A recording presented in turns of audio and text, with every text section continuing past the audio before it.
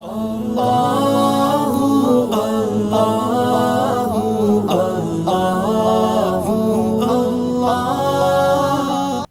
نے اپنے تقریباً 45 منٹ کے خطاب میں ان قابل تعریف مقاصد کی تائید و تعریف کے ساتھ یہ عرض کیا کہ خاص طور سے پہلے دو مقاصد جتنے اہم ہیں اتنے ہی نازک بھی ہیں۔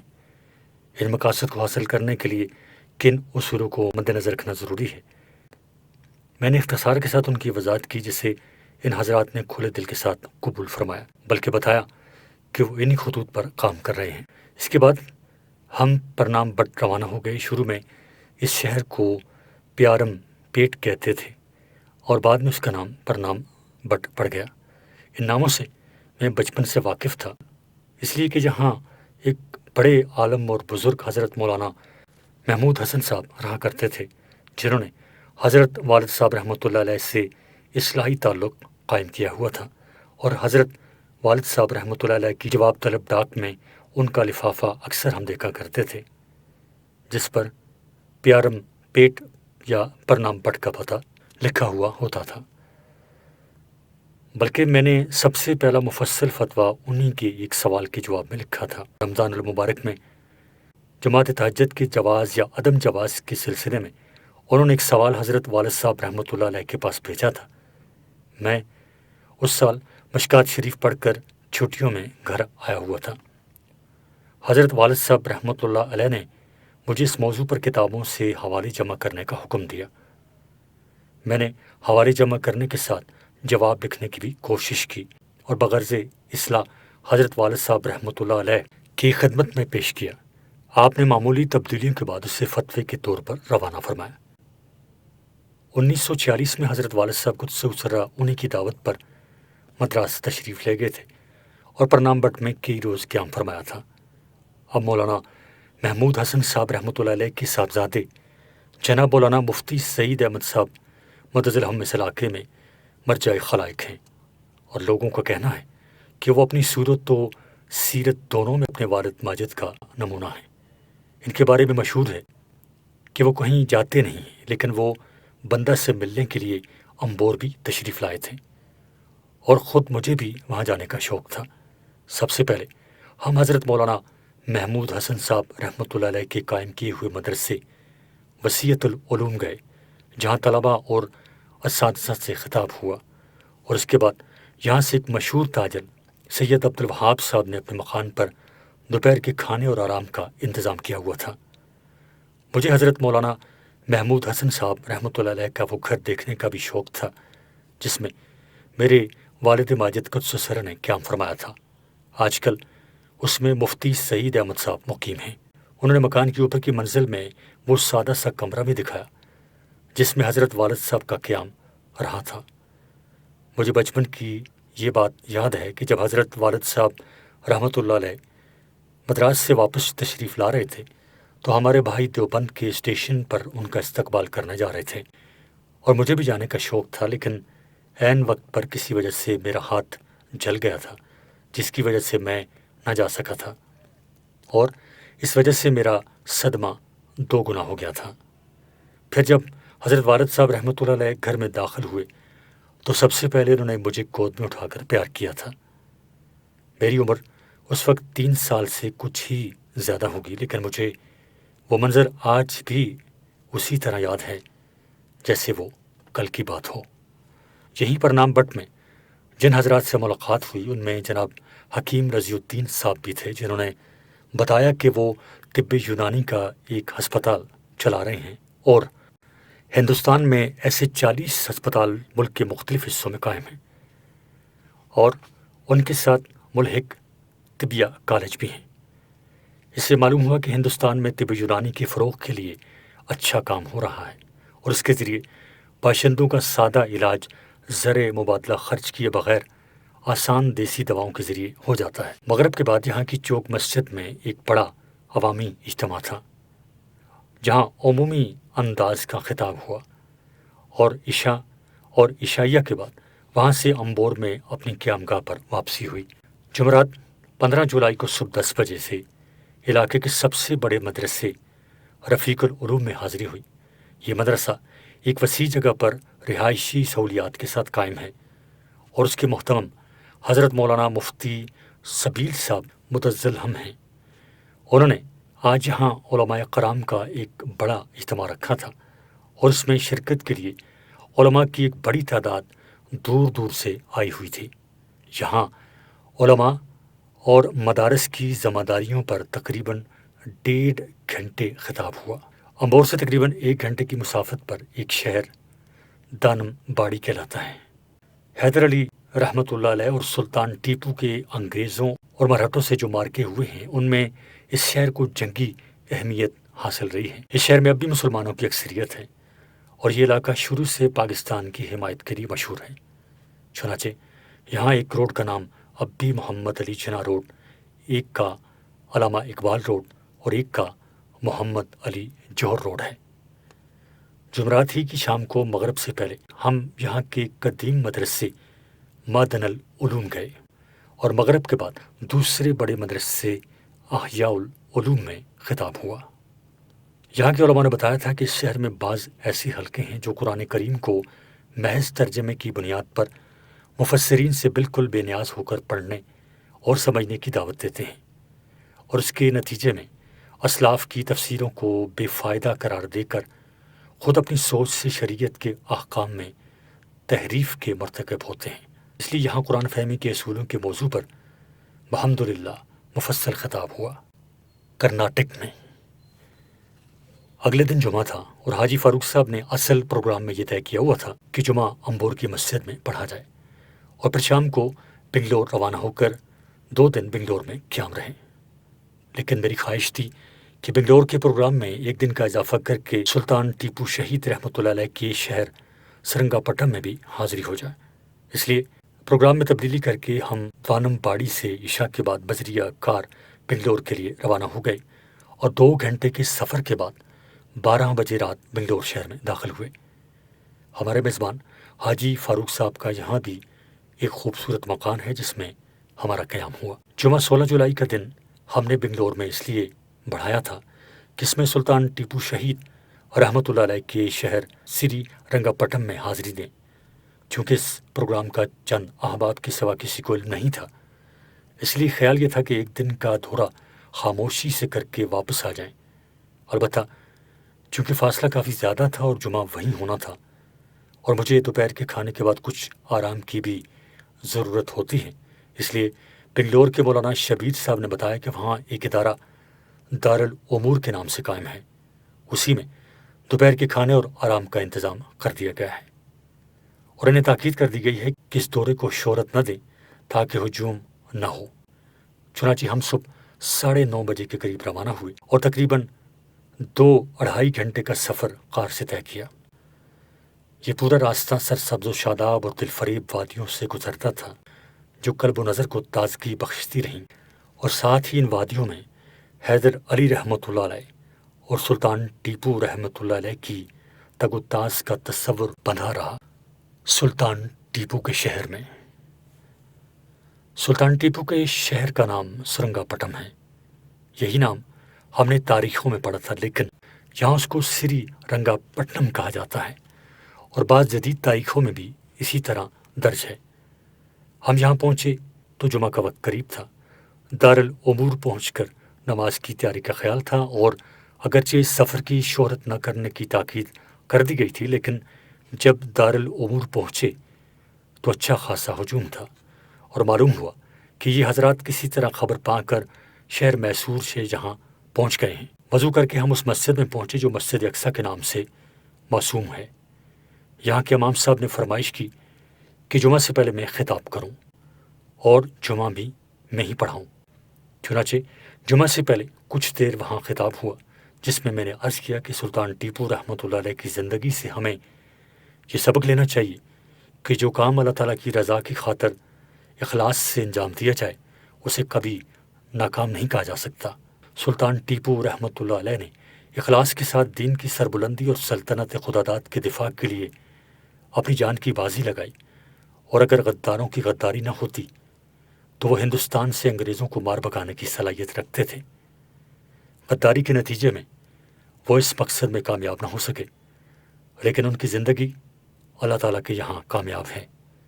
دوسری طرف جو لوگ اللہ تعالیٰ اور اس کے نیک بندوں سے غداری کر کے اس کے دشمنوں سے پیمان وفا باندھتے ہیں، ان کا برا انجام بسا اوقات دنیا ہی میں دکھا دیا جاتا ہے، اور میر صادق کی غداری کا انجام اس کی عبرتناک مثال ہے کہ جس سلطان ٹیپو رحمۃ اللہ علیہ کے خلاف اس نے سازشوں کا جال بنا تھا، وہ تو بعد میں شہادت کے مقام تک پہنچے، میر صادق ان سے پہلے ہی قتل ہو کر کیفر کردار کو اس طرح پہنچے کہ ان کی لاش بھی اٹھانے والا کوئی نہ تھا۔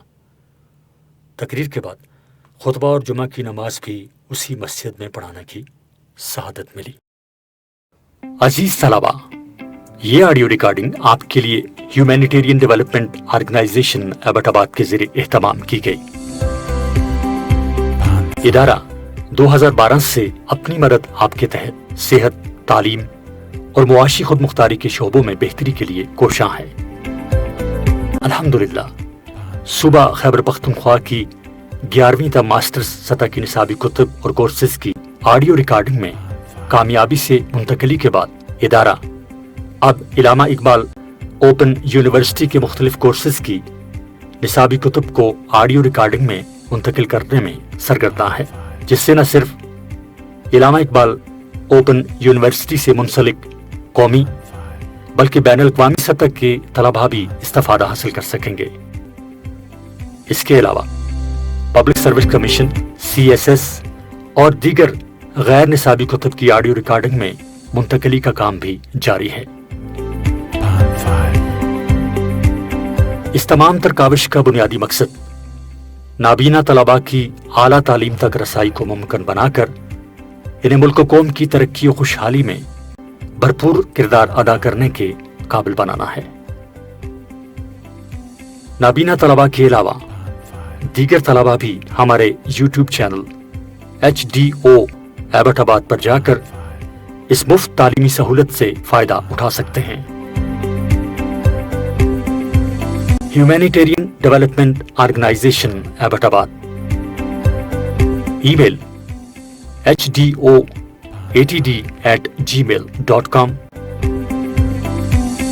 Web site hdorg.net، phone numbers 03459541 یعنی 0345 9541 838، 0312 5741 801 یعنی 0312 5741 801۔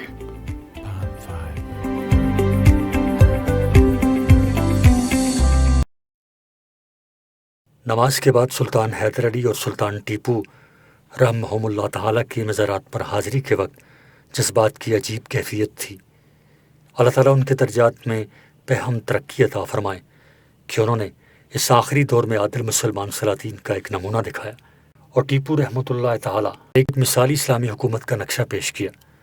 انہوں نے ایسے وقت اقتدار سنبھالا تھا جب انگریز کی سامراجی طاقت ایک ایک کر کے ہندوستان کے مختلف خطوں پر قبضہ کرتی جا رہی تھی۔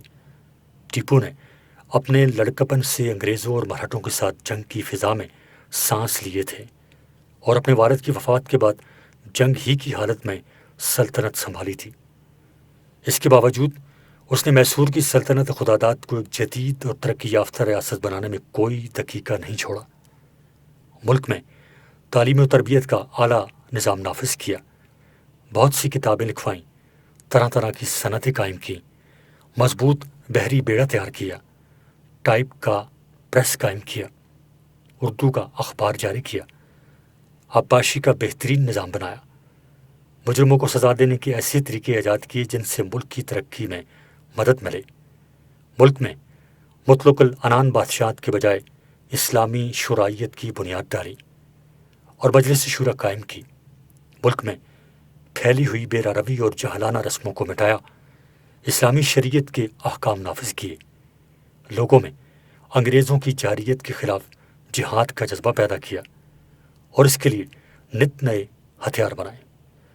اور مشہور یہ ہے کہ راکٹ بھی اسی نے ایجاد کیے پھر انگریزوں کو ہندوستان سے نکالنے کے لیے بین الاقوامی رابطے بڑھائے اور اس غرض کے لیے سفارتیں بھیجیں۔ غرض ہر جہت سے اس نے اس آخری زمانے میں ایک صحیح اسلامی ریاست کا نمونہ دکھایا۔ چونکہ متعدد معرکوں میں اس نے انگریز کے دانت کھٹے کیے تھے، اس لیے انگریز جانتا تھا کہ وہ براہ راست مقابلوں میں ٹیپو کو زیر نہیں کر سکتا۔ اس لیے آخر کار اس نے آس پاس کے نوابوں اور اندرونی غداروں کی شکل میں ایسے لوگ تلاش کیے جو پشت سے اس کے عزائم میں خنجر گھوم سکیں۔ یہاں تک کہ اس غداری کے نتیجے میں جب انگریزوں کی فوجیں اس کے شہر میں داخل ہو گئیں تو کچھ لوگوں نے اسے مشورہ دیا کہ اگر وہ ہتھیار پھینکتے تو انگریز اسے باعزت طریقے پر زندہ رہنے کا موقع دیں گے۔ اس پر اس نے وہ تاریخی جملہ کہا تھا کہ شیر کی زندگی کا ایک دن گیدڑ کی 1000 سالہ زندگی سے بہتر ہے۔ بالآخر اس نے حق کی خاطر اپنی جان کی وہ قربانی پیش کی جو رہتی دنیا تک یادگار رہے گی۔ اقبال مرحوم نے انہی کے بارے میں کہا تھا کہ آن شہیدان محبت را امام، آبروئے ہند و چین دروم و شام، نامش از خورشید دما تابندہ تر، خاک قبرش از من و تو زندہ تر، عشق راز بود بر صحرا نہاد، تو نہ دانی جاں چہ مشتاقانہ داد، از نگاہ خواجہ بدر و حنین، فقر سلطان وارث جذب حسین، رفت سلطان زین سرائے ہفت روز، نوبت او در دکن باقی ہنوز۔ مزار ہی کے قریب ایک میوزیم بنایا گیا ہے جس میں سلطان شہید رحمۃ اللہ علیہ کی بہت سی یادگاریں محفوظ رکھی گئی ہیں۔ ان میں وہ قبا بھی ہے جو آخری وقت میں سلطان رحمۃ اللہ علیہ نے زیب تن فرمائی ہوئی تھی، اور اس پر خون کے دھبے ابھی تک موجود ہیں۔ بنا کرند خوش رسم بخون و خاک، غلطیتن خدا رحمت کند ای آشکاں پاک تینترا۔ یہاں سے ہم دوبارہ دارالامور کی طرف گئے۔ دارالعلوم در حقیقت سلطان ٹیپو رحمہ اللہ تعالیٰ ہی کا ایک تصور تھا۔ ان کے ذہن میں ایک ایسی یونیورسٹی کی تجویز تھی جس میں دینی اور دنیاوی دونوں قسم کے علوم کی اعلیٰ تعلیم کا انتظام ہو، اور بعض تاریخوں میں مذکور ہے کہ انہوں نے جامع الامور کے نام سے یہ یونیورسٹی قائم بھی کر دی تھی۔ اب حضرت مولانا سید ابو الحسن علی ندوی رحمۃ اللہ علیہ کی تجویز اور ایما پر یہ ادارہ اسی نام سے قائم کیا گیا ہے، جس میں درجن بھر طلبہ جو دورہ حدیث سے فارغ التحصیل ہیں عصری علوم کی تعلیم حاصل کر رہے ہیں۔ جناب عبد الرحمن قمر الدین صاحب اس کے ناظم ہیں، اور انہوں نے بڑی محبت سے ہمارا استقبال کیا تھا۔ جب ہم جمعہ کے بعد یہاں پہنچے تو اس وقت تک دارالامور کی عمارت علماء، طلباء اور عام مسلمانوں سے بھر چکی تھی۔ یہ حضرات میسور شہر سے ہماری آمد کی خبر سن کر یہاں جمع ہو گئے تھے۔ یہاں سری رنگا پٹنم اور میسور کے متعدد معززین سے بھی ملاقات ہوئی۔ ان میں جناب پروفیسر بی علی شیخ صاحب بطور خاص قابل ذکر ہیں، جو بنگلور یونیورسٹی کے وائس چانسلر رہ چکے ہیں۔ بہت سی مشہور اردو انگریزی کتابوں کے مصنف ہیں۔ انہوں نے سلطان ٹیپو رحمۃ اللہ علیہ کی تاریخ پر خصوصی طور سے تحقیقی کام کیا ہے، اور آج کل یہاں سے نکلنے والے اردو اخبار سالار کے ایڈیٹر ہیں۔ انہوں نے اپنی کتابوں کا ایک سیٹ بھی مجھے عطا فرمایا اور اپنے اخبار سالار میں ہمارے سری رنگا پٹنم کے دورے کی تفصیلات شہ سرخیوں کے ساتھ شائع کی۔ عصر کے بعد ہم سلطان ٹیپو رحمۃ اللہ علیہ کی تعمیر کی ہوئی تاریخی مسجد اعلیٰ دیکھنے کے لیے گئے۔ یہ بڑی پرشکوہ اور نہایت مضبوط بنی ہوئی مسجد ہے، جس کی مینار دور سے نظر آتے ہیں۔ عمارت کے 2 حصے ہیں۔ نیچے والے حصے میں وضو خانہ وغیرہ ہیں اور اوپر کے حصے میں مسجد ہے، جس تک پہنچنے کے لیے سیڑھیاں ہیں۔ مسجد کی محراب میں کتبہ ہے جس میں تعمیر کی تاریخ 1202 ہجری فارسی اشعار میں لکھی ہوئی ہے۔ اس کے علاوہ ایک دیوار پر ایک کتبہ ہے جس میں سورہ احزاب کی وہ آیت لکھی ہوئی ہے جو بنو قریظہ کے معاشرے کے بارے میں نازل ہوئی تھی، اور شمالی دیوار پر ایک کتبہ ہے جس میں وہ حدیث مبارک لکھی ہوئی ہے جو قریش کی فضیلت کے بارے میں ارشاد فرمائی گئی تھی، جس کا ترجمہ ہے یعنی اس حکومت کے معاملے میں لوگ قریش کے تابع ہیں، ان میں سے جو مسلمان ہیں وہ قریش کے مسلمانوں کے تابع ہیں، اور ان میں سے جو کافر ہیں وہ قریش کے کافروں کے تابع ہیں۔ بعض تواریخ میں مذکور ہے کہ جب یہ مسجد تیار ہوئی تو یہ طے کیا گیا تھا کہ اس میں پہلی نماز کی امامت کوئی ایسا شخص کرے گا جو صاحب ترتیب ہو، یعنی اس کے ذمے کوئی نماز قضا نہ ہو۔ مسجد کے افتتاح کے وقت بہت سے علماء اور صلحاء موجود تھے، لیکن کوئی اپنے بارے میں یقین سے یہ کہنے کی پوزیشن میں نہیں تھا کہ وہ صاحب ترتیب ہے۔ آخرکار خود سلطان ٹیپو رحمۃ اللہ علیہ نے بتایا کہ وہ صاحب ترتیب ہیں، اور پھر انہوں نے ہی نماز پڑھائی۔ اس کے بعد سلطان مرحوم پانچوں وقت کی نمازیں اسی مسجد میں پڑھا کرتے تھے، اور شہادت کے دن بھی فجر کی نماز انہوں نے یہیں ادا کی تھی۔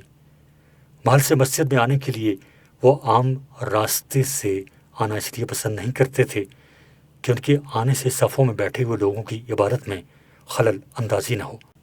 چنانچہ وہ دیوار قبلہ کے قریب شمالی دیوار کے ایک دروازے سے داخل ہوتے تھے جو اب بند کر دیا گیا ہے۔ مسجد کے صحن میں ایک دھوپ گھڑی بھی نصب ہے جس سے نمازوں کے اوقات کا تعین کیا جاتا تھا۔ صحن میں کھڑے ہو کر سری رنگا پٹنم کے قلعے کی کچھ دیواریں بھی نظر آتی ہیں۔ مسجد کے مشرق میں ایک چھوٹی سی سڑک ہے جس پر تقریباً 1.5 کلومیٹر چلیں تو دائیں جانب ایک احاطہ سا بنا ہوا ہے جس میں ایک کتبہ لگا ہے، اور اس پر انگریزی میں لکھا ہے کہ سلطان ٹیپو رحمۃ اللہ علیہ کی لاش یہاں پائی گئی تھی، گویا یہ جگہ ان کا مقام شہادت ہے، رحمہ اللہ تعالی رحمت و واسعہ۔